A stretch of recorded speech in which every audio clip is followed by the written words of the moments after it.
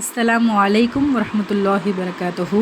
நபி ஸல்லல்லாஹு அலைஹி வஸல்லம் அவர்கள் கூறினார்கள், ஒரு மனிதர் மூச்சிறைக்க விரைந்து வந்து தொழுகை வரிசையில் சேர்ந்து அல்ஹம்துலில்லாஹில்லதி ஹம்தன் கசீரன் தொய்பன் முபாரக்கன் ஃபீஹி, இதற்கு அர்த்தம் தூய்மையும் வளமும் வாய்ந்த அதிகமான புகை அனைத்தும் அல்லாஹுவுக்கே உரியது என்று கூறினார்.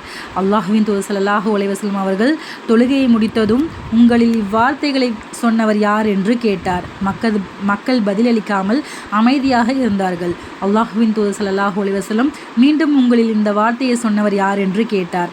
ஏனெனில் அவர் தவறாக எதுவும் சொல்லவில்லை என்று கூறினார்கள். உடனே அந்த மனிதர், நான் மூச்சிறைக்க வந்து தொழுகையில் சேர்ந்தேன், ஆகவே இவ்வாறு சொன்னேன் என்று பதிலளித்தார். அப்போது அல்லாஹுவின் தூதர் ஸல்லல்லாஹு அலைஹி வஸல்லம் அவர்கள், 12 வானவர்கள் தமக்கிடையே இதை எடுத்துக்கொண்டு போக போட்டியிட்டார்கள் என்று நான் கண்டேன் என்று நபி ஸல்லல்லாஹு அலைஹி வஸல்லம் அவர்கள் கூறினார்கள். இதை அறிவிப்பவர் அனஸ் ரலியல்லாஹு அன்ஹு அறிவிக்கின்றார்கள். நூல் 1051.